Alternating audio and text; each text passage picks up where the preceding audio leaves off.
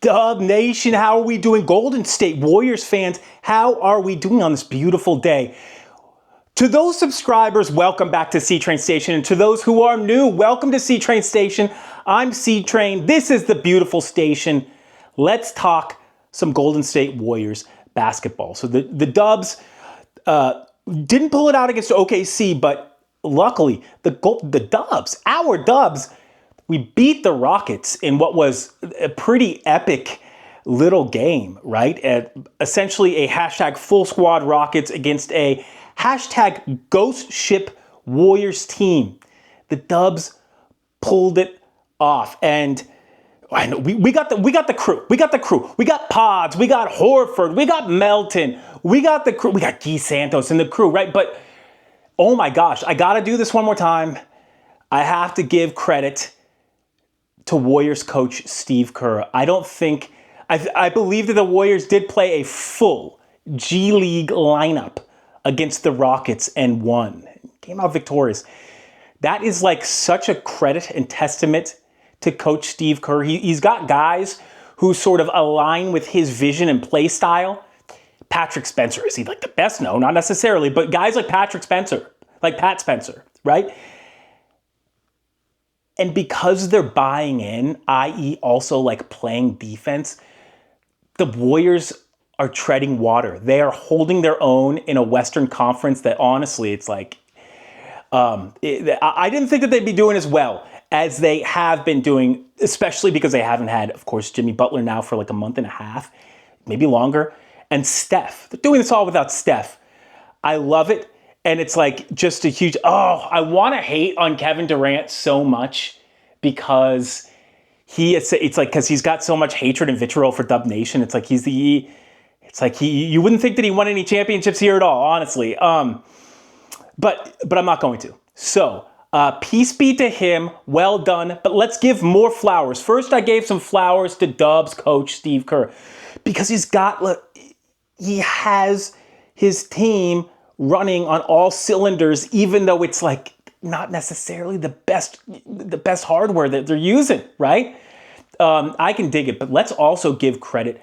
Brandin freaking Podziemski. Let's give Brandin Podziemski his flowers. So I love Brandin Podziemski, and I know that Steve Kerr does as well. And this is one of the reasons. Brandin Podziemski is one of those guys who can consistently give you positive play for 30 plus minutes. You all may have some constructive criticism, right? I do too. Here, how about some constructive criticism for Brandin Podziemski? Here's one thing. He isn't necessarily decisive with his offensive takes, right? So like you see a lot of pump fakes and whatnot that doesn't necessarily go anywhere. I would like a more decisive Brandin Podziemski. Okay, there's a criticism. Now here's another thing that I love. It is difficult to find players, specifically young players in the NBA that can play 30 plus minutes night in and night out, 25, 30 minutes night in and night out, and always be consistently a positive towards the team. Whether it's defense, whether it's taking charges, whether it's connective play. Brandin Podziemski has really, he is, in my opinion, really solidified a strong role for himself. Capable starter, awesome role player as well. Brandin Podziemski, though, baller. And I love the fact that he's on the Dubs. And I think that this development thing, this like Steve Kerr can't develop the youth. It's like, I just think that the Warriors need to give Coach Kerr like personnel that more is conducive to how he like plays. So it's like, yeah, you give Kerr guys like Podziemski. He may not make a highlight reel, but the Warriors are going to win with players like Podz against good teams, possibly even great teams, and we love that. Let's move on, though. Flowers to Podz, flowers to Steve Kerr. Kristaps, let's do a little assessment. I think he sat 5 games and has played 2. Gosh, he is a very talented player. You can see where he fits, where he would fit. because you could see where Kristaps Porzingis fits within the game of basketball. Why? Because he's a really, well, I almost knocked that basketball over, because he's a really, really talented player. Just, he knows how to play. What do I mean by that? I mean, like, he's decisive when he needs to be. He limits turnovers. He takes the good shots. He can get to the foul line, right? The Warriors definitely need more players like Kristaps. And here's the thing. I get it. He's injured. His illness is absolutely an issue.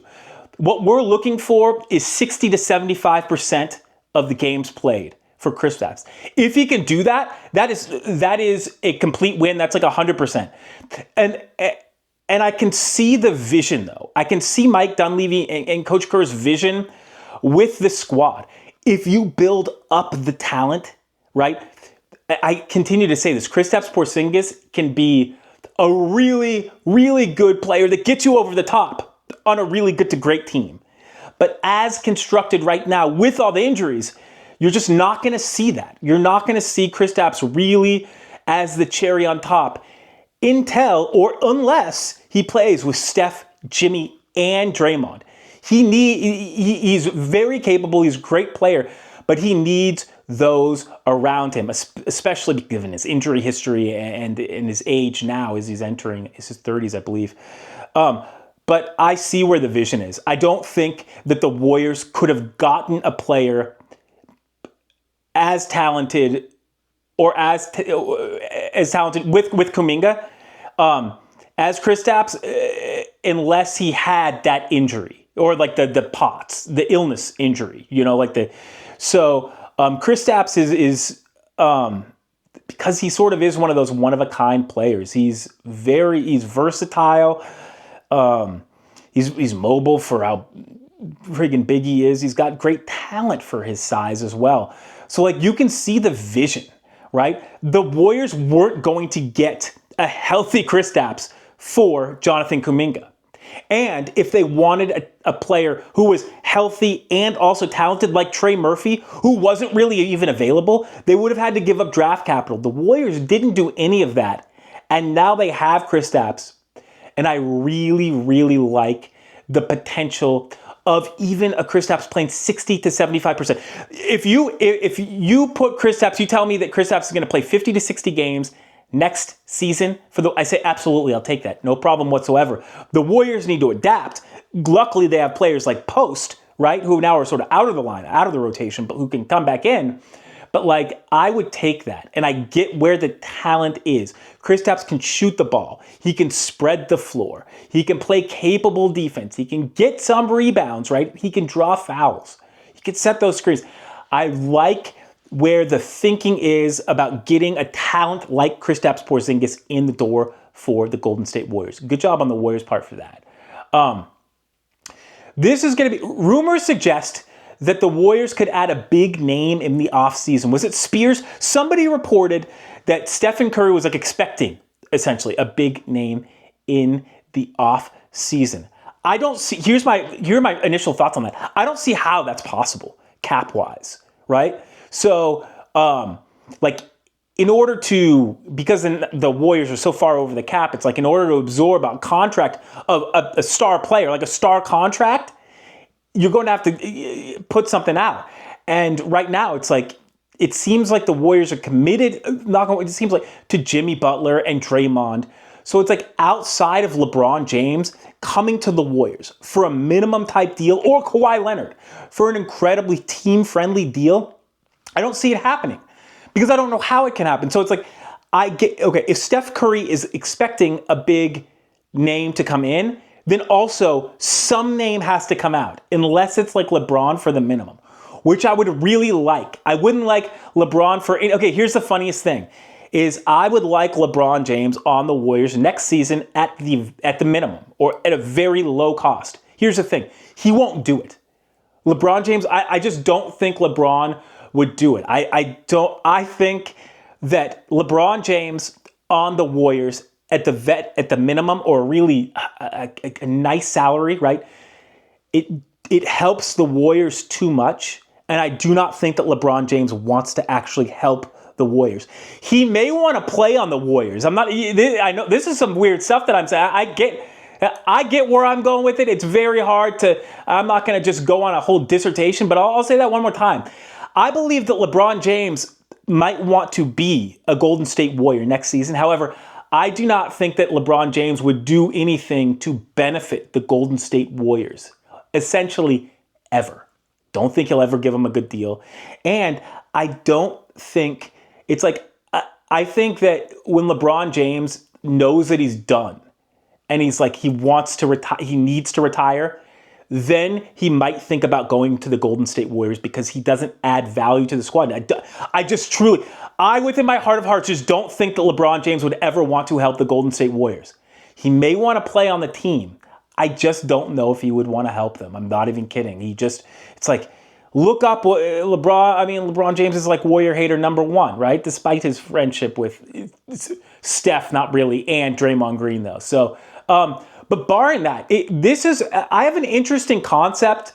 I've thought this for a few years now, and I want to get it on the record because the last few years I believe I've been right. I've been correct. So like a few years ago, I wanted the Warriors to trade, I think, I know this, so this is a little, like, I wanted them to trade like a player like Draymond Green even for Oscar Thompson, or like the draft rights to him. I've wanted them to trade Moses Moody and a draft pick for like Anthony Black. Those were players that weren't necessarily, didn't end up great, but here's my sort of like, okay, how about this? This last season, okay, this is the one that's like the doozy that I should have talked about more. I think I did on X, but I didn't talk about it on the YouTube, which is like criminal. I really wanted the Warriors to trade Jonathan Kuminga and future draft capital for Con Knippel.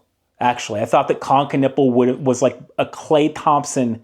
He played a lot like Klay, I thought, like in college at Duke. Especially like Con Knippel was able to, like in a big time program, he was able to play within his game, still be like a star, drafted highly, but win as well. And I thought that he could bring that to the Warriors. And now he's bringing it to the Hornets. So this is what I'm saying. I think that the Warriors because just go hear me out. Because I'm stuttering a lot. I don't like that. It probably doesn't present that well, right? And stuff like that.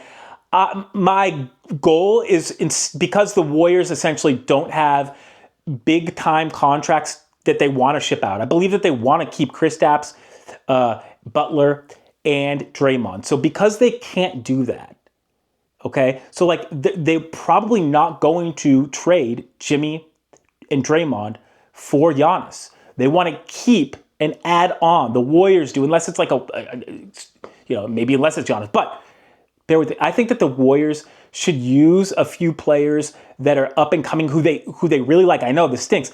Specifically Moody and Post. I think that they should use Moody, Post, and the trade capital they were going to use for a Giannis or even for Kawhi.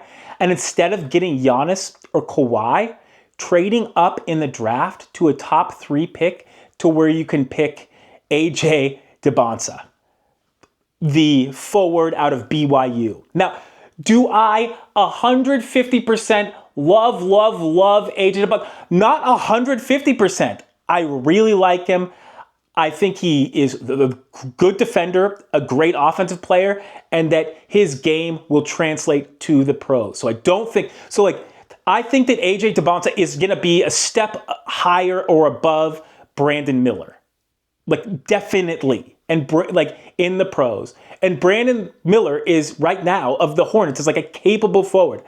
I highly suggest that the Golden State Warriors, instead of doing the insanity that's like putting everybody on the block for Giannis, putting a few players, Post and Moody specifically. Post because he's a big who will be in the league because he can shoot. He'll be in the league. Star, not star. He's not going to be a star, but he will be in the league as a quality player for a long time. Big guy, can shoot the rock. Moses Moody still has some upside and is a very capable player at a wing position And he's a fringe starter. Like Moses Moody can definitely start in the NBA and has for the Warriors, right? Big time minutes in big games. I think that the Warriors should offer post Moody and legitimately their draft pick this year and like 3 future first rounders for AJ Dubnation because they know what they're getting. They don't 150% know what they're getting, the Warriors in Egypt, but they 100% know what you're getting. You're getting a player who can get buckets, who has range, can create. He's a star. I mean, he's a star. Like, but you just can't say it yet. How about this? He's got star potential. But just hear me out now. Say the Warriors did get lucky and Braun did want to sign at the minimum, right? Then if you do that trade, think about these players that you have on the Golden State Warriors. We got to think about this. Blending young with old. Great talent all around. This would be like a 10. Steph, Jimmy, LeBron, Draymond, and Kristaps. Is that the oldest lineup ever? Absolutely. Does that also have multiple Hall of Famers and is a stud lineup? Yes. Now think about this. So I said Steph, Jimmy, LeBron, Draymond, and Kristaps. Now, add Brandin Podziemski, Podz, AJ Dubnation, Melton, Horford, and Guy Santos. That is a 10 that can compete for a title. I believe that Steph, Jimmy, LeBron, Draymond, Kristaps, Podz, AJ Dubnation, Melton, Horford, and Guy Santos is a 10-man rotation that can absolutely contend with any team in the league and also can contend for a title. LeBron goes out for a big chunk of time, you can contend. Jimmy goes out for a little bit of time, you can definitely contend. Steph goes out, you can still contend. Y'all, I truly hope that the Warriors think at least about doing this. And why? Because it is going to be far easier, even though it's going to be difficult. It's going to be a blockbuster trade again. I believe it's going to be easier to convince like a Jazz team or a team or an Atlanta Hawks team, right? That to give up their pick, which is a high pick, for a gluttonous a bunch of picks, right? And also, like for the quality players, like it's going to be easier than to just go and say, "Hey Clippers, we'll give you whatever you want for Kawhi. Hey Bucks, we'll give you whatever you want for Giannis." It's like the Bucks and the Clippers can be like, "Hey, everybody's going to give me everything that they got, and everybody has better deals." And even if the deals, this has happened before. So listen to what I'm saying here.